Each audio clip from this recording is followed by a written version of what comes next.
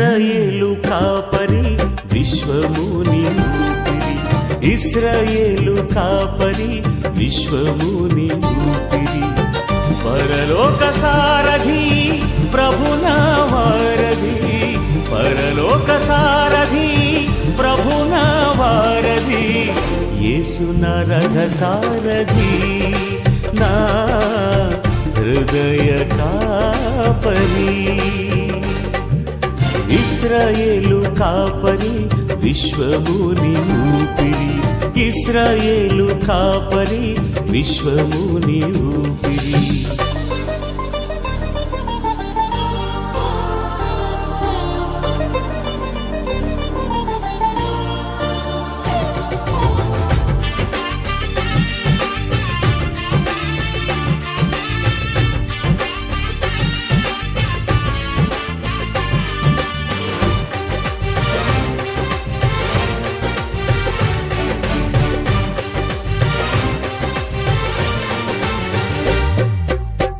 బబులోను బానిస బంధాలు తెంచి బాధలు లేని బ్రతుకునియా,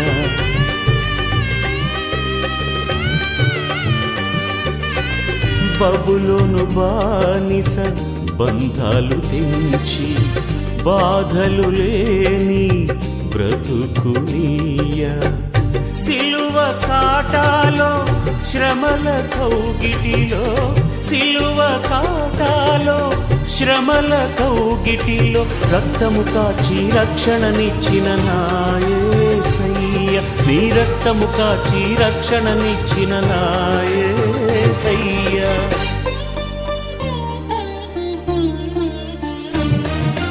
ఇశ్రాయేలు కాపరి విశ్వముని ఊపిరి, ఇశ్రాయేలు కాపరి విశ్వ.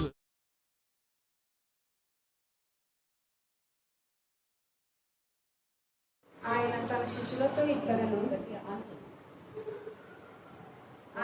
శిష్యులతో ఇట్లనెను, అభ్యంతరము రాకపోవుట అసాధ్యం, కానీ అవి ఎవరి వలన వచ్చినో వానికి శ్రమ.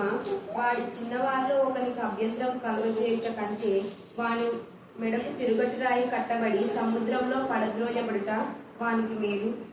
మీ విషయమై మీరే జాగ్రత్తగా ఉండి, మీ సహోదరుడు తప్పిదం చేసిన ఎడల అతన్ని గద్దించుము, అతడు మారుమనసు పొందిన ఎడల అతన్ని క్షమించుము.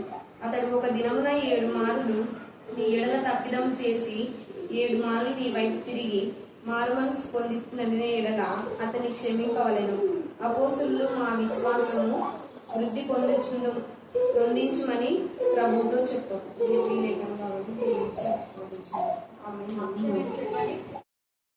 ప్రేమ మహదేశం బట్టి ప్రశస్తమైన మీ సన్నిధానములకు బలితమైన గొర్రెల రక్తానికి ఎంత స్థుతించినా కూడా తక్కువ. మీ రక్తం యొక్క విలువ, రక్తం యొక్క శక్తి, రక్తం యొక్క ప్రభావం మా తండ్రి అనుదినం మా జీవితంలో మీరు తెలియజేస్తున్నందుకు మేము స్థుతిస్తున్నాం. గతంలో మోషన్ పరిస్థితి ఎలాంటిదో అలాగనే జీవన పరిస్థితి ఉన్నప్పటికీ దేవా డాక్టర్స్ ఏది చెప్పినా మీరు వారికంటే ఎక్కువగా నా తండ్రి ఆ కుమారుని ప్రేమించి దేవా 48 గంటలు కాకముందే నా ప్రభ నా తండ్రి బిడ్డని ఈ రోజే మీరు అద్భుత రీతిగా నా ప్రభ బిడ్డకు మీరు ఇచ్చినటువంటి నా తండ్రి ఆ యొక్క శక్తిని బట్టి, సహాయాన్ని బట్టి ఆ బిడ్డ మాట్లాడగలుగుతాము దేవా. మీ యొక్క కృపనింపచేసిన దేవా మీకే స్తోత్రం, మీకే స్తోత్రం, మీకే స్తోత్రం, మీకే స్తోత్రం. అలాంటి పరిస్థితులు ఎంతమంది ఉన్నారో మాకు తెలియదు. నిశ్చితమైతే ఆ కుమారుడు ఇక మీద తాగకుండా మీరు దయచేయండి దేవా. మాధవరావు తాగకుండా మా తన మీరు గంతించినందుకు నేను స్థుతిస్తున్నాం. అలాగే నా ప్రభ నా తన ఏరియా తాగకుండా నా ప్రభ మీరు గంతించేందుకు మేము స్థుతిస్తున్నాం దేవా. అక్షరంతో కూడా మీరు మాట్లాడడం తండ్రి దేవా. కరుణాపీఠంలో ఇక్కడ బిడ్డలో ఎవరు తాగుపోతున్నా వారి సహోదరులు కానివ్వండి, వారి బంధువులు కానివ్వండి నా ప్రభ వారందరినీ గద్దించి బుద్ధి చెప్పమని ప్రార్థిస్తున్నాం. మీరు ఖచ్చితంగా వారితో మీరు మాట్లాడతారు ప్రభా. నేను స్థుతిస్తున్నా, మహిపస్తున్నా, గణపస్తున్నా దేవా. మారుమూల ప్రాంతంలో టెర్రరిస్టుల మధ్య నా తండ్రి దేవా లంబడి కోయ చెంచు వారి మధ్య నా ప్రభ నది తీరాన, సముద్ర తీరాన నా ప్రభ రెడ్ ఏరియాలో నా ప్రభ ఎక్కడెక్కడైతే నిబడిన అందరి అనాగరికుల మధ్య వాక్య పరిచయం చేస్తున్నారు. ప్రతి దైవజనుడి మీ ఆత్మతో శక్తితో మరి నింపమని ప్రార్థిస్తున్నా దేవా. మీకే స్తోత్రం, మీకే స్తోత్రం, మీకే స్తోత్రం, మీకే స్తోత్రం, మీకే స్తోత్రం, మీకే స్తోత్రం. మీరు చేసిన మేళ్ళంటి బట్టి మేము స్థుతిస్తున్నాం. హతసాక్షులైన ప్రతి దైవజనుల యొక్క కుటుంబానికి క్షేమ స్థితిని మీరు దయచేస్తారు. ఈ యొక్క ప్రపంచంలో ఎప్పటికీ ఎన్నటికీ న్యాయం జరగదు ప్రభా, కానీ మీరు మాత్రమే న్యాయకర్తలు. సరైన న్యాయం తెచ్చే దేవుడు మీరు మాకున్నారని మేము స్థుతించడానికి అతన్ని మీపైన హత్తుకొని ఆనుకొని జీవించడానికి మీ కృపాసనం దయచమని దేవా వాక్యం చెప్పిన చిన్న వీళ్ళందరూ కూడా మీరు బలపరచమని మమ్మల్ని వార్తలు మీ చేతనే సమర్పిస్తూ మరించడానికి చేయడం ప్రతి ఒక్కరి పైన మీ గాయపడిన వస్తుంది. ప్రతి బిడ్డను ధైర్యపరిచి బలపరిచి ముందుకు నడిపింపచేయండి. జీవన విషయంలో దేవా ప్రార్థించిన అతని భారంతో నా ప్రభా మరి చెప్పిన బిడ్డలందరూ బట్టి నా తండ్రి కబురు కట్టుకున్న నా తండ్రి మేము స్తుతిస్తూ నా దేశంలో ప్రార్థిస్తున్నాం తండ్రి. ఆమేన్ ఆమేన్. ఏంటంటే చెప్పారు కదా, అందరు చెప్పండి. అభ్యంతరములు రాక మానవు అంటే ఖచ్చితంగా అభ్యంతరాలు వస్తాయి. ఎవరి వలన అభ్యంతరం కలుగునో వానికి శ్రమ. చెప్పండి అందరూ. ఎవరి వలన అభ్యంతరములు కలుగునో వానికి శ్రమ. ఎవరి వలన అభ్యంతరములు కలుగునో వానికి శ్రమ. ఎవరి వలన అంటే ఎవరు అభ్యంతరం చేస్తే వాళ్ళకే శ్రమ. అందుకనే నేనేం చేస్తా అంటే వాక్యం చెప్పేటప్పుడు అర్ధగంట అయితే 5 నిమిషాలు పిల్లలు వాక్యం చెప్పండి అంటే వాళ్ళు కూడా సమయం ఇస్తున్నాం. ఎందుకు అంటే నేను కొంచెం తక్కువ చేసుకొని కానీ అందరూ దేవుని ఘనపరచాలి. హల్లెలూయా హల్లెలూయా. చిన్న పిల్లలను ఆటంకపరచగా నా దగ్గరికి రానియుడి అన్నాడు. ఆటంకపరచగా అంటే ఎవరిని ఆయన దగ్గరికి రావాలంటే వాక్యం పట్ల ఆసక్తి తపన తృష్ణ ఉండే పిల్లలు. అందుకే మీ పిల్లలకు చిన్నప్పటి నుంచి లేఖన భాగాలు తెలియచేయండి అన్నాడు. అల్లరి చేసే పిల్లలు కాదు. అల్లరి చేసే పిల్లలు మన దగ్గరికి వస్తే వాక్యానికి ఏం చేస్తారు వాళ్ళు? ఆటంకమే కదా. అలా కాకుండా అందుకనే పిల్లలు చిన్న వయసులోనే దేవుని యందు భయభక్తి కలిగి పెంచాలి. నిన్న లిల్లి కూడా ఉంది, పిల్లలు బెత్తంతో వాడితేనే వాడు సరి అవుతారంటే అవునమ్మా అది కరెక్ట్ ఎగ్జాక్ట్లీ, అందుకే వాక్యంలో రాస్తారని చెప్పాను. హల్లెలూయా హల్లెలూయా. కొంతమంది పెద్దలు పట్టినట్టుంటారు. పిల్లలు తల్లిదండ్రులు గర్దిస్తున్నా కూడా వాళ్ళు మళ్ళీ వీళ్ళనే అరిచే వాళ్ళుగా ఉంటారు. వాళ్ళ అవివేకులు. సరే, ఇక్కడైతే తేటగా అభ్యంతరం ఇక్కడ ఏ విధానంలో అంటున్నాడు యేసయ్య అంటే వాక్యం చెప్పడానికి ఎవరైనా అభ్యంతరం చెప్పినా ప్రార్థన చేయడానికి, పాడడానికి, స్తుతించడానికి, మహిమపరచడానికి, గణపరచడానికి అభ్యంతరం చెప్పకూడదు. అయితే చెప్పేవాళ్ళు తమ బ్రతుకులు మార్చుకొని చెప్పాలి. అదే అక్కడ ఉంది. ఒకవేళ బ్రతుకులు మార్చుకోకుండా చెప్పినప్పుడు గద్దించవచ్చు, బుద్ధి చెప్పచ్చు. అలాగా బ్రతుకులు మార్చుకోకుండా వాక్యం చెప్పుకుంటున్న సమయంలో కొంతమంది ఆటంకపరిచినారు, గద్దించినారు, బుద్ధి చెప్పినారు. ఎవరు? త్వరగా కరెక్ట్. పేదరు గాడ్నెస్. తర్వాత అపోస్తలైన పౌలు కూడా మనం అయితే ఆ 2 అపోస్తల కార్యంలోనే మనం చూస్తాం. అపోస్తల కార్యం 8వ అధ్యాయం, అపోస్తల కార్యం 13వ అధ్యాయం. అంత అలర్ట్గా ఉండాలి మీరు. దేవుని ఆత్మ మనం వచ్చి కాబట్టి ఇద్దరిని గద్దించాడు. అయితే పేదరు గద్దించిన ఆ వ్యక్తి అక్కడ కొంచెం తప్పు తెలుసుకుని మారుమనసు పొందుతాడు. కానీ ఇక్కడ ఇంకొక వ్యక్తి అయితే గారడీ చేసేటటువంటి వాడికి వాడి స్టమన్ హార్ట్, వాడికి మార్పు లేదు. అందుకని వాడి బ్రతకంతా గుడివాడైపోతాడు. శ్రమ అన్నాడు కదా ఇక్కడ. అభ్యంతరం రాక మానవు ఎవరి వలన అభ్యంతరం వచ్చిన వారికి శ్రమ. అంటే ఆ వ్యక్తే ముందు పౌరును అభ్యంతరం వస్తున్నాడు. ఆ పైనంతా మీరు చదివితే పౌలు వాక్యం ప్రకటించకూడదు అని, పౌలును ఆ అధికారి పిలుస్తున్నాడని, ఆ అధికారి పౌలును గౌరవిస్తున్నాడని, ఆ అధికారి పౌలుకు సపోర్ట్ చేస్తున్నాడని తెలుసుకొని పౌలు మాట వినకుండా ఈయన మాటనే వినాలి అని అభ్యంతరం వచ్చినాడు. అంటే దైవికమైన విధానంలో ఉన్న బిడ్డను అభ్యంతరం పరిస్తే శ్రమ. ఇక్కడ పౌలు కూడా ఈ వ్యక్తి చేసే తప్పిదాలను బట్టి గద్దించాడు. ఇక మీద వాక్యం చెప్పకుండా నీ హృదయం దేవుడికి సరిగా లేదన్నాడు. ఇక్కడ గద్దించాడు, కానీ తప్పు ఉంది అతను. అందుకే అతనికి శ్రమ వచ్చింది, పౌలుకు శ్రమ రాలేదు. హల్లెలూయా హల్లెలూయా హల్లెలూయా. అందుకనే లేఖన భాగంలో ఇంకొక విషయం ఉంది. ఎవరికి జగడములు, ఎవరికి శాపములు, ఎవరికి గొడవలు, ఎవరికి మానని రోదన అంటే తమ ఇష్టానుసారంగా జీవించే వారికి అని చెప్పి మళ్ళా ద్రాక్షారసంతో పొద్దు పుష్టి వారికే కదా అన్నారు. ఈరోజు జరిగిన గొడవల్లో ఇద్దరు ఆ యొక్క పని చేసే వాళ్ళని తెలిసింది. కానీ ఇక మీద చేయకుండా సహోదరు జీవన్ కోసం మీరు ప్రార్థన చేయండి. ఎందుకు అంటే అద్భుత రీతిగా మాధవరావు కూడా తాగి ఇళ్లలో ఎంత గొడవ చేసేవాడు. ఇప్పుడు చాలా బుద్ధిమంతుడే, మీకు మంచిగా ప్రార్థన కూడా వస్తున్నాడు. ఇంకొకరు ఏరియా ఈ తర్వాత రామంజలను కూడా ఇంతకుముందు బందే తాగేవాడు, బాగున్నాడు. ఇలాగ దేవుడు ఖచ్చితంగా మారుస్తాడు. కాకపోతే మనము దేవుని సన్నిధిలో ఎక్కువగా ప్రార్థన చేయాలి. ఇక్కడ ఈ వ్యక్తులు తర్వాత యేసు ప్రభువు వారు ఎందుకు ఈ మాట చెప్పారంటే, యేసు ప్రభువు వారిని వాక్యం చెప్పకుండా ఎన్నే మారులు పరిచయులు, శాస్త్రులు, సద్దుకాయులు, యాచకులు, ఇంక్లూడింగ్ రాజు కూడా. హేరోదు రాజు నేను చెప్పాడు ఇక్కడ వాక్యం చెప్పకుండా వెళ్ళిపోవాలంట, లేకపోతే నేను చంపేస్తాడు చూడు అని చెప్పాడు. అప్పుడు వెంటనే యేసయ్య అన్నాడు, ఆ నక్కలపై చెప్పుకోండి, నేను ఇక్కడ ఉన్నా ఇంకా 2 రోజులు ఉంటా, నా టైం అది, నా టైం వచ్చినప్పుడు నేను వెళ్ళిపోతా, ఎప్పుడు వెళ్ళిపోతా అప్పుడు నేను వెళ్ళిపోతా, పోయి నక్కతో చెప్పుకోండి. అది దీటైన సమాధానం. అంటే ఈ యొక్క రాత్రి కాల సమయమందు మనము దైవికమైన విధానంలో వాక్య పరిచయం చేస్తున్నప్పుడు దేవుని చిత్తానుసారంగా దేవుని మహిమనింతే చేసేటప్పుడు ఆటంకం పరిస్తే అది తప్పు. అంతేగాని దేవునికి విరోధమైన తప్పుడు బోధన చేసేటప్పుడు ఆటంకం పరిస్తే ఎప్పటికీ తప్పుగా. అది మొదటి యోహానులో మీరు 5వ అధ్యాయం చివరిలో కూడా 2వ యోహానులో కూడా అది చివరిలో ఉంది. అంటే అలెగ్జాండర్ అనే కంచెర్ వాడు నాకు చాలా హాని చేశాడని తిమోతి రాస్తాడు. తర్వాత మొదటి యోహాను 16:15లో మరణకరమైన పాపం, మరణకరము కాని పాపం 2 ఉన్నాయి.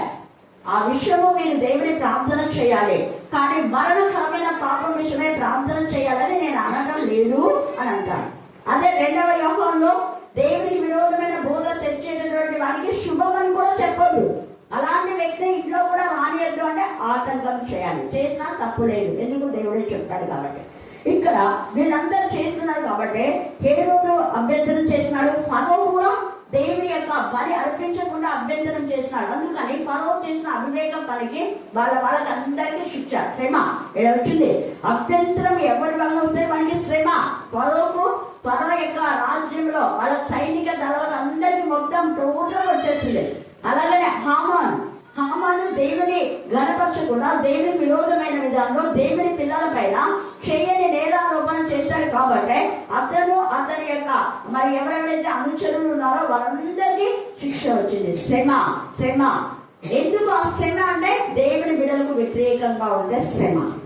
యూదులు విస్తరించకూడదని, యూదులు తమకు లోపడాలని, యూదులు తమకు మరి నమస్కారం చేయాలని హామాను యొక్క డిజైన్.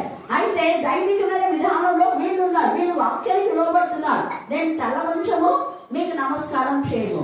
ఎందుకు? వాళ్ళు వాక్యానికి లోబడుతున్నారు. వాక్యానికి లోబడే విధానంలో మనం రైట్ వేలో ఉన్నప్పుడు అవసరం వ్యక్తి మనం రాంగ్ రూట్ లో నడిపించాలనుకుంటే వాళ్ళకి శ్రమ. హల్లెలూయా, హల్లెలూయా, హల్లెలూయా. ఇంకా అలాగా చాలా మంది ఉన్నారు. నెహెమ్యా కూడా 4వ అధ్యాయంలో వాళ్ళు ఒకవైపు గోడ కడుతున్నారు, ఇంకొక వైపు ఆ యుద్ధం చేస్తూ ఉన్నారు.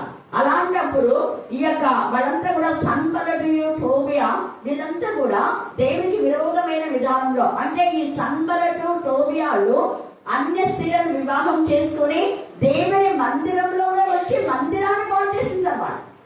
అలాంటిది మందిరాన్ని శుద్ధి చేసి మందిరాన్ని బాగు చేస్తున్నటువంటి నెహెమ్యాకు ఆటంకపరిస్తే వాళ్లకు దేవుడు తర్వాత శ్రమ ఇచ్చాడు. అలాగే హిజ్కియా దేవుని మందిరాన్ని శుద్ధి చేయాలి అని అనుకుంటున్న సమయంలో రబ్సాకే విర్రవీగి, మీ యొక్క దేవుడు అలాగనా ఇలాగనా, మీరంతా మీ దేవుడిని నమ్ముకుంటున్నారు, అవి మామూలు మనుషులే వాళ్ళు అని ఏదేదో మాట్లాడతారు. కానీ హిజ్కియా కూడా ధీటైన సమాధానం రబ్సాకే ఇస్తాడు. ఆ తర్వాత రబ్సాకే కూడా భయంకరమైన ఉగ్రత. యెజెబెల్ కూడా నాబోతు తన ద్రాక్షలను అనుభవించకుండా ఆటంకం చేసింది, నాకు కావాలి అనుకుంది. ఆ యొక్క ద్రాక్ష తోట నాబోతు నుంచి లాక్కునింది, దానికి శ్రమ వచ్చింది. అతల్య వేరే రాజ్యం వెళ్ళకూడదు అభ్యంతరం చేసి నా వాళ్ళే, నా కొడుకు తప్ప ఎవ్వరూ మరి ఆ యొక్క రాజ్యం వెళ్ళకూడదు, రాజుగా ఉండకూడదు అనుకుంది, దానికి శ్రమ, అతల్యకు శ్రమ. అలాగే మైకా దేవుని యొక్క సన్నిధిలో దేవుని నామం గణపరుస్తున్న వాళ్ళ మనుమని దేవునికి విరోధమైన అక్రమ మార్గంలో నడిపించడానికి ఒక బయలు దేవతను అక్కడ తీసుకుని వచ్చినప్పుడు బయలు దేవతను చిన్న విధానం చేసి మైకాను పట్టం రాని కాల్పో వాళ్ళ అవ్వ పట్టం రాని కాదని ఏంటి బయటికి తీసుకుపడేస్తాను. హల్లెలూయా, హల్లెలూయా. అలాగనే ఈ యొక్క అపోస్తులైన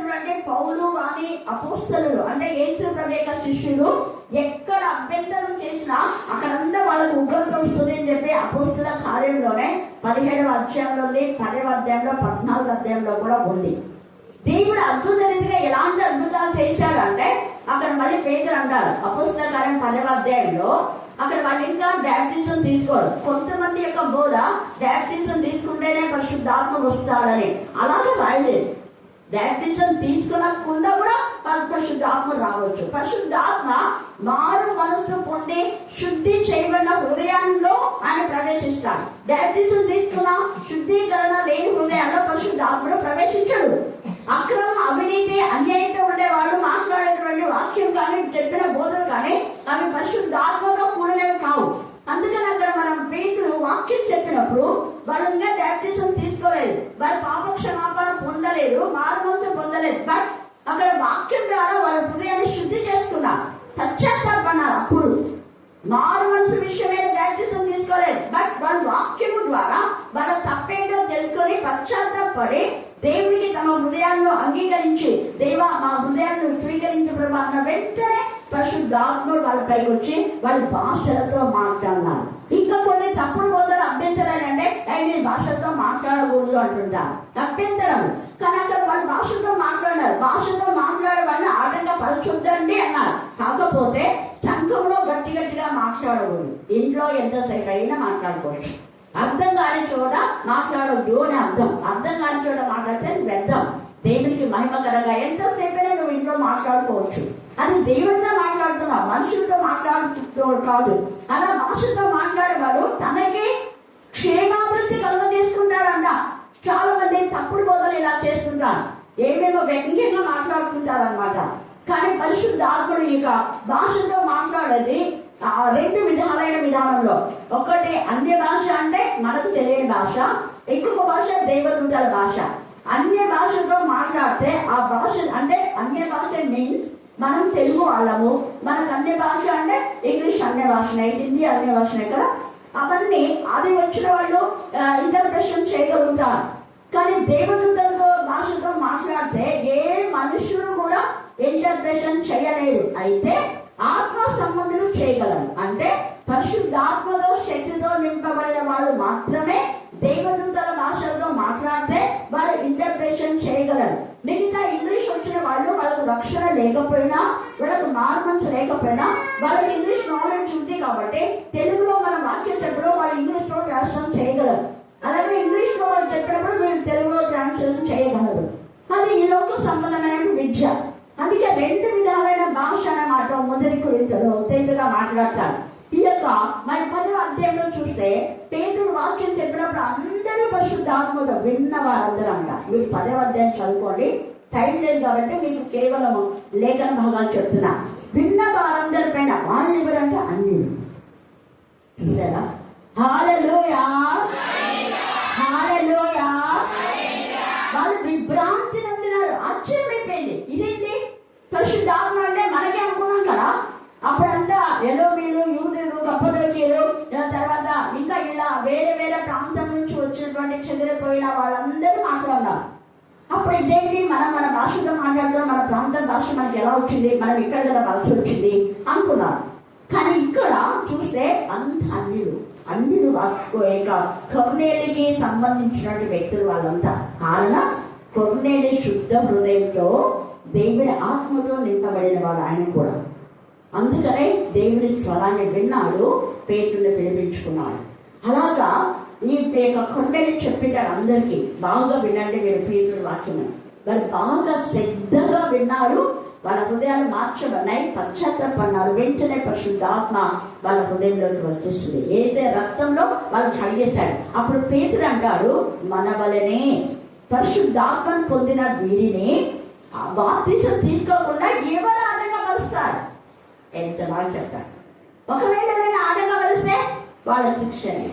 అంటే వాళ్ళు అన్నీ కదా, వీళ్ళు బాప్తిసం తీసుకుంటే ఇప్పుడు ప్రజెంట్ పరిస్థితుల్లో భారతదేశం అనేక మంది ఆటంకపరుస్తున్నారు. క్రిస్టియన్స్ గా మీరు ఉండొద్దని. ఎవరైతే క్రిస్టియన్స్ గా మీరు ఉండొద్దు అని అంటున్నారో వాళ్ళకు శ్రమ వచ్చింది ఆల్రెడీ, బట్ ఇంకా వాళ్ళకు బుద్ధి రాలేదు. శ్రమ వచ్చింది, శ్రమను అనుభవిస్తున్నారు. ఎంతమంది మిషనరీస్ ఉన్నప్పుడు అందరూ క్రైస్తవులుగానే ఉన్నారు. ఈ పాలెం అంతా కూడా ఇది ఏ పాలెం అనేవాడు? ఏబిఎం పాలెం. దీని పేరు ఏబిఎం పాలెం. ఎస్సీ కాదు కాదు, చిగ్గు లేకుండా పెట్టుకున్నారు మనోళ్ళు. దీనికి మన పూర్వీకులు పెట్టినటువంటి పేరు ఏబిఎం పాలెం. పాలెం ప్రజలు అంటారు. పాలెం వాళ్ళు పాలెంకి వెళ్తున్నారా? చాలా పట్టణాల్లో ఇప్పటికీ అదే పేరు ఉంది. పాలెంలోకి వెళ్తున్నాం. పాలెం అంటే దేవుని పిల్లలు అంటారు. చూడండి, దేవునికి సంబంధించిన వ్యక్తులు. ఏబిఎం పాలెం అంటే దేవుడి యొక్క సంతతి, దేవుడి యొక్క పిల్లలు. కానీ దాన్ని మధ్యన ఎవరు మార్చారో తెలీదు. 100% వాళ్ళ శ్రమ, వాళ్ళ మాటలు విని అలా చేసే వాళ్ళ కూడా శ్రమ. అందుకే ఇక్కడ దేవుడు చెప్తున్నారు శ్రమ శ్రమ. ఆ శ్రమను పొందకుండా ఉండాలంటే మనం దేవుడికి మహిమకరంగా ఉండాలి. అందుకని వాళ్ళు అలాగా శ్రమ పడడం కంటే వాళ్ళు సముద్రంలో పడవేయబడ్డం వారికి మేలు. వారికి ఈ శ్రమ వచ్చింది అనుకున్నాడు, అంతకంటే భయంకరమైన శ్రమ ఉంటుంది అక్కడ. ఎక్కడ? పరలోకంలో కాకుండా నరకంలో. వాడు అనుకున్నా నేను చేసింది మేలే, వాళ్ళ ఉద్యోగాల కోసం ఇలా చేసినా అలా చేసినా ఇలా చేసినా వాళ్ళకి లోన్స్ వస్తున్నాయి, అవి వస్తున్నాయి, ఇవి వస్తున్నాయి అనుకుంటున్నాం. కానీ వాక్యానికి వ్యతిరేకం అది. అందుకే ఈ మాట చెప్పినందుకే ప్రైవేట్ బంగ్లాల పైన చాలా మందికి విరుచుకుపడినారు కూడా. మీరు ఉంటే అలాగనే ఉండండి, ఉంటే ఇలాగే నిర్వహించిన జీవితం వద్దు. 2 మనస్తత్వాల దూరం, 2 గురాల పైన సవాల్ చేయవద్దు. దేవునికి భయపడండి మీరు అని చెప్పాడు. ఖచ్చితంగా గవర్నమెంట్ వస్తుంది, అప్పుడు వాళ్ళు నిర్ధారిస్తారు, అప్పుడు మీకు సిగ్గుపోతుందని చెప్పాడు ఓపెన్ గా. నాకు సెండ్ చేసినారు అది వాట్సాప్ లో. చూడండి ఇక్కడ, అందుకనే మీ విషయమై మీరే జాగ్రత్తగా. ఇక్కడ ఎవ్వరు కాదు, మీ విషయమై మీరే. వాక్యం వింటున్నారు కదా, మరి మీరు అభ్యంతరం పడుతున్నారా?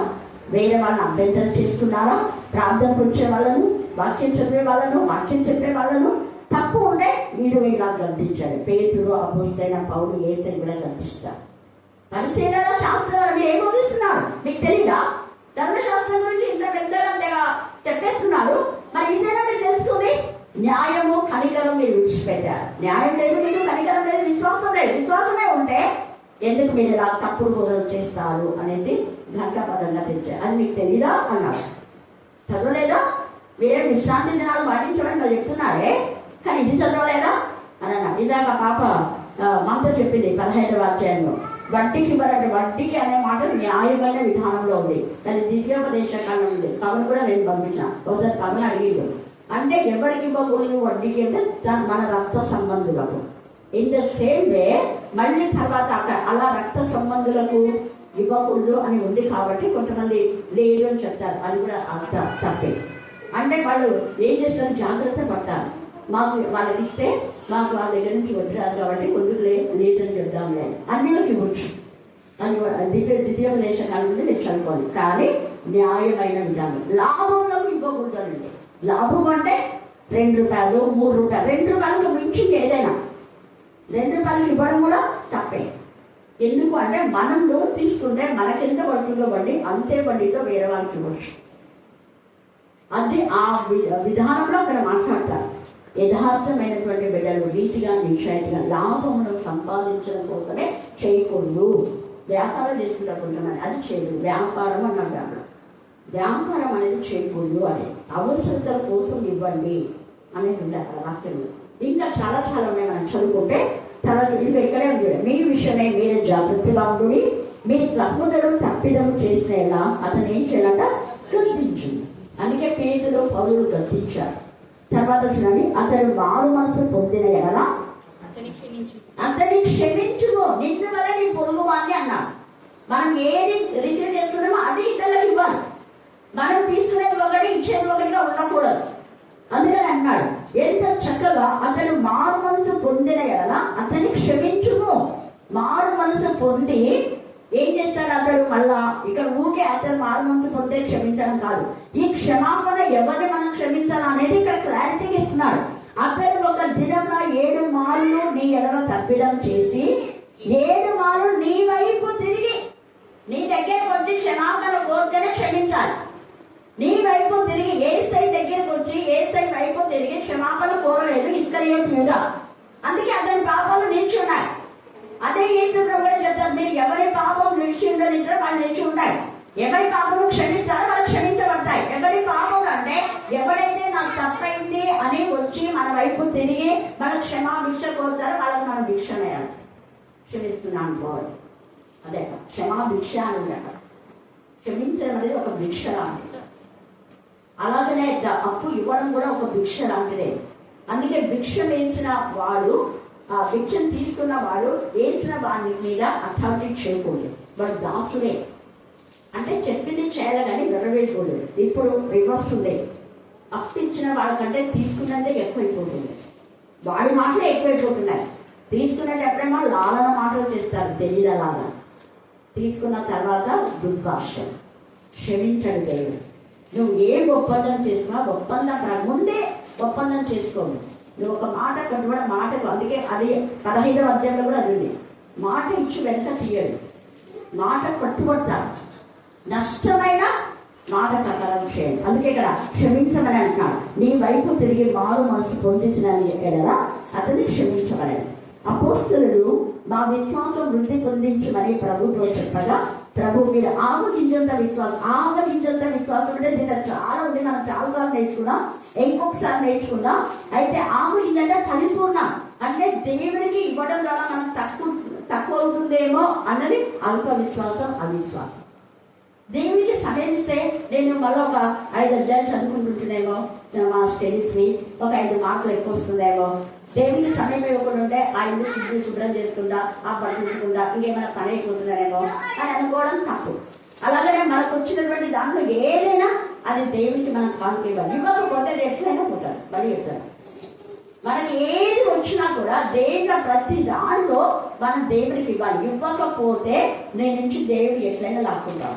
నువ్వు ఉదాహరణ, నీకు గెయిన్ వచ్చిందనుకో, ఆ గెయిన్లో 2,000, 3,000, 4,000 వస్తే 400 ఇవ్వాల్సిందే. ఇవ్వకపోతే నీకు 800 పోతాయి. కావాలంటే ఎవరైనా చెక్ చేసుకోండి. మీరు ఒక నోట్స్ తీసుకొని రాసుకోండి. ఈ రోజు నేను ఇది వచ్చింది, దీనికి నేను ఇవ్వలేదు కానుక. వచ్చిన అమౌంట్కు నువ్వు ఒకవేళ నువ్వు 1,000 రూపాయలు ఇవ్వాలనుకుంటే నువ్వు 200 ఇచ్చినావనుకో, నీకు 800, 1600 అవుతుంది. ఇంకా ఎక్కువైపోవచ్చు. ఇది మీరు ట్యాలీ చేసుకొని ఒక నోట్స్ పెట్టుకొని మీరు చూసుకోండి. ఏ రోజు ఏది వస్తే దాన్ని ఖచ్చితంగా మనం దేవుడికి సమయం ఇవ్వాలి, ఇది ఇవ్వాలి. అలా చేస్తే అదే విశ్వాసం. అంటే ఆ 2 కాసులనే తనకు ఉన్నదంతా వేసింది, అంటే దేవుడు నాకు ఇస్తాను అంత ఉద్దేశం. ఉన్నదంతా వేయదు. దేవుడు అంటున్నాడు ఉన్నదంతా వేయదు, కనీసం 10th నాకు ఇవ్వవా అంటున్నాడు. 9 నువ్వు తీసేసుకో, నేను ఇచ్చినవి రాలి, 9 నువ్వు తీసేసుకో. ఒక్కడి అది ఏంటి? ఆ ఒక్కడి కృతజ్ఞత. ప్రభా నువ్వు ఇచ్చావు, నీకు వందనాన్ని దేవుడు కృతజ్ఞత అడుగుతున్నాడు మన నుంచి. విశ్వాసఘాతకుడు కాకుడి అని వాక్యం. కాబట్టి 24 గంటలు ఇస్తే 3 గంటలు మన దేవుడికి సమయం ఇవ్వాలి, ఇద్దాం. తద్వారా దేవుని ఆశీర్వాదం పొందు. అదే విశ్వాసం అంటే. ఆ విశ్వాసంలో చాలా బ్లెస్సింగ్స్ ఉంటాయి. దేవుడు ఈ లేఖన భాగాన్ని దీవించి ఆశీర్వదించుగాక. ఆమేన్, ఆమేన్ అని. చివరి ప్రార్థన సహోదరి జ్యోతి మనం ప్రార్థన నడిపిస్తాం. శ్రేష్టమైన అపురూపమైన పాదములకు వందనములు, స్తుతులు, గడిచిన కాలం అంతా తండ్రి మీరెక్కడ చాటున భద్రపరిచారు. ఈ యొక్క రాత్రి కాలసిన ప్రభువా మీ మాటలు వింటకు కానీ, మిమ్మల్ని ధ్యానించటకు కానీ, మేము జ్ఞాపకం చేసుకున్నట్టు కానీ, అయ్యా నా తండ్రి మీరు మాకు ఇచ్చిన యొక్క శ్రేష్టమైన అవకాశాన్ని బట్టి మీకు ఎంతగానో వందనాలు, స్తుతులు, స్తోత్రములు. అవును ప్రభువా, ఈ లోకంలో మేము ఎందరి నమ్మినను ప్రభువా, నేను నమ్మదగిన దేవుడు తండ్రి మీకు స్తోత్రం. నిజంగా ప్రభువా మేము ఎంతమందికి ఎవరికి ఇచ్చామనేది కాదు, కానీ ప్రభువా నీకు మేము ఎంత సమయం ఇస్తున్నాం. ఆ హృదయంలో మీ పట్ల నా తండ్రి మేము ఏ విధంగా ఉంటున్నామో ప్రతి ఒక్కరు జ్ఞాపకం చేసుకునేలాగా మేము మీ బిడ్డ ద్వారా మాతో మాట్లాడిన విధానం బట్టి నీకు వందనాలు, స్తోత్రం. అయ్యా 10వ వంతు అని వాక్యం సెలవిస్తుంది. నిజంగా ప్రభువా నా జీవితంలో ఎన్నో పనులతో మేము నా తండ్రి భారం కలిగి ఉంటున్నాం. అయినను ప్రభా ఆ భారంలో కూడా నా ప్రభా మిమ్మల్ని జ్ఞాపకం చేసుకునే భాగ్యాన్ని మీరు మాకు దయచేయమని అడుగుతున్నాం తండ్రి. ఇంకే స్తోత్రం. ఇక్కడ చేరువచ్చిన ప్రతి మీరు దీవించండి, ఆశీర్వదించండి. పేరు వచ్చిన మీరు జ్ఞాపకం చేసుకోండి ప్రభా. మీరు బట్టి ఈ కుటుంబీకులందరినీ కూడా మీరు జ్ఞాపకం చేసుకోండి. ఈ దినములు చెడ్డవి తండ్రి. అయ్యా ప్రభా మీ బిడ్డలు అనేక మంది మరణిస్తున్నారు తండ్రి, అనేక మంది హతలవుతున్నారు ప్రభా. మాతో బలముగా ప్రవర్తిస్తున్నారు తండ్రి. ఏ జ్ఞానం కలిగి ప్రవర్తించగల భాగ్యాన్ని మీరు మాకు దయచేయండి. నిజంగా వాక్యం నా తండ్రి కరువైపోతున్న రోజులు వస్తున్నాయి తండ్రి. వీలైనంతగా ప్రభా మీ వాక్యాన్ని వల్ల వేసుకునే భాగ్యాన్ని మీరు మాకు దయచేయమని అడుగుతుంటున్నాం తండ్రి. అయ్యా మీకే స్తోత్రం, మీకే స్తోత్రం, మీకే స్తోత్రం, మీకే స్తోత్రం, మీకే స్తోత్రం, మీకే స్తోత్రం, మీకే స్తోత్రం. నడిపిస్తున్నా మీ బిడ్డకు మీరు జ్ఞాపకం చేసుకున్న తండ్రి, ఎంతగా మీ యొక్క కరుణాపీఠం విశ్లేషణ జరుగుతున్న తండ్రి ఆశీర్వదించారు ప్రభా. అనేకమైన ప్రాంతాలకు, దేశాలకు తండ్రి ఈ యొక్క వాక్యం వెళ్ళిన